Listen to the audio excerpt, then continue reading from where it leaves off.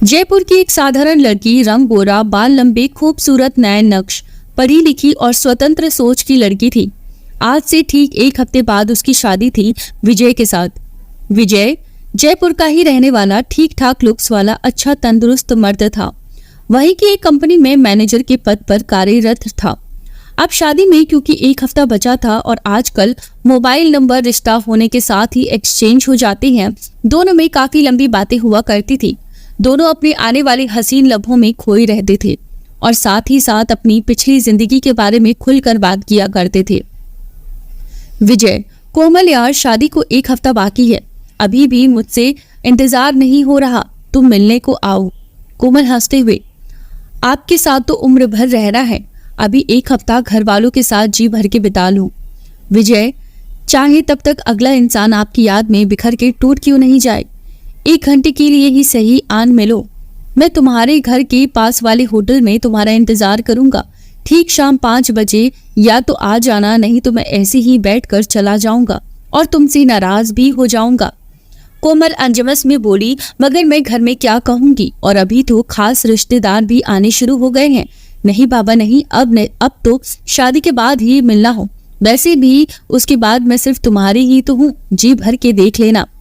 विजय, मैंने अपनी बात खत्म कर दी, आगे जो तुम्हारी मर्जी, कहकर फोन काट दिया। कोमल, बड़ी जिद्दी लगते हैं, मगर उनकी भी क्या गलती, मर तो मैं भी रही हूँ इनसे मिलने को। तभी पीछे से आवाज आई, चली क्यों नहीं जाती फिर, अपने होने वाले पति से मिलने जा रही हो, ना कि किसी गैर से। पीछे कोमल की चचेरी बहन मनीषा खड़ी थी। कोमल शर्माते हुए, और घर में क्या कहूँ। मनीषा, दीदी आप बहुत भोली हैं, मैं इस शहर में नहीं हूँ, बोल दो ताऊ जी को कि तुम मेरे साथ जा रही हो, लड़कियों वाला कुछ प्राइवेट सामान लेने, जो मुझे नहीं पता कहाँ मिलेंगे। कोमल के चेहरे पर खुशी दौड़ गई। वो सीधी माँ के पास गई और उनके कान में कुछ खुसर फुसर की। निर्मला देवी, कोमल की माँ, मनीषा को देखती हुई। मनीषा ने पूरे आत्मविश्वास से सिर हाँ में हिला दिया। निर्मला, ठीक है जाओ, मगर जल्दी आ जाना, आज रात से तुम्हारी शादी की रस्में शुरू हो जाएंगी, फिर तुम शादी तक कहीं नहीं जा सकोगी। कोमल और मनीषा तैयार होने के लिए भागी। कुछ ही मिनटों में दोनों तैयार भी हो गईं। वैसे ऐसे चमत्कार कम ही होते हैं कि कोई लड़की इतनी जल्दी तैयार हो जाए, मगर शादी से पहले लड़कियां सिंपली तैयार होती हैं, शादी के बाद मेकअप का किट बढ़ जाता है। दोनों ठीक 5 बजे होटल पहुंच गई। कोमल के पास स्कूटी थी जिस पर वो दोनों आई थी। विजय होटल के हॉल में बैठा इंतजार कर रहा था। उन्हें देख उसका चेहरा खिल उठा, मगर उसे मनीषा कबाब में हड्डी सी लग रही थी। न जाने क्या क्या सोचकर आया था।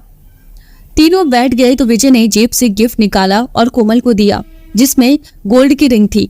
दोनों बहनें रिंग देकर उछल पड़ी, मगर फिर मनीषा बोली, ये रिंग आपको मुझे देनी चाहिए, मैं ही आप तक आपकी मंगेतर को लेकर आई हूँ। विजय झूठी हंसते हुए, मैंने आपकी बहन को तोहफा दिया है, अब वो चाहे आपको दे या ना दे, आप दोनों बहनों के प्यार पर डिपेंड करता है। तीनों हंसने लगते हैं, फिर थोड़ा बहुत ऑर्डर करके कुछ खाते हैं। मनीषा मजे लेती हुई, क्या जिया जी, हमें तो लगा था आपने कोई रोमांटिक सा कपल रूम बुक किया होगा, मगर आप तो कंजूस निकले। कोमल मनीषा को आंख दिखाते हुए, अच्छा किया आपने, वैसे भी हम इतने लंबे प्रोग्राम के लिए नहीं आए थे, अब हम चलते हैं, मम्मी ने साफ हिदायत दी है घर जल्दी आने की। वो दोनों उठकर बाय करती हुई चली जाती है।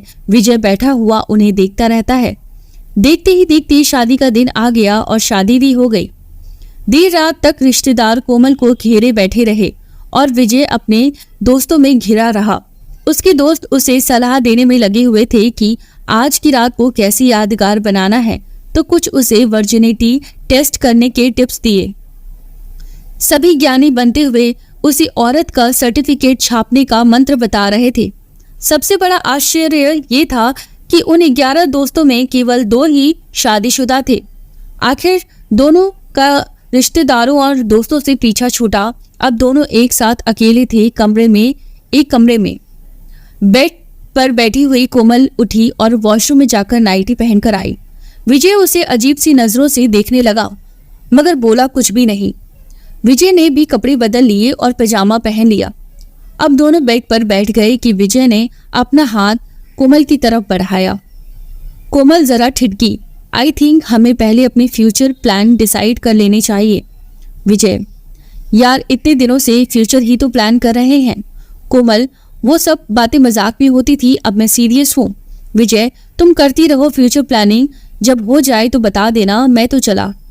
कोमल उसे पकड़ते हुए, क्या बात बात पे बिगड़ जाते हो। कोमल ने उसे बाहों में भर लिया और प्यार करने लगी। देखते ही देखते दोनों काबू से बाहर थे और अंतिम क्रिया पूर्ण करके सो गए। अगले दिन कोमल उठी तो विजय कमरे में नहीं था। वो अपने कपड़े बदल कर बाहर आई तो सारे घरवाले और रिश्तेदार उसे अजीब सी नजरों से देख रहे थे। आखिर क्या हुआ था? विजय कहाँ चला गया था? और सबके चेहरे अजीब अजीब क्यों लगे कोमल को? आगे की कहानी अगले भाग में। कमेंट करके ज़रूर बताइए कि अब तक की कहानी आपको कैसी लगी है। मिलती हूँ अगले भाग में आपसे। धन्यवाद।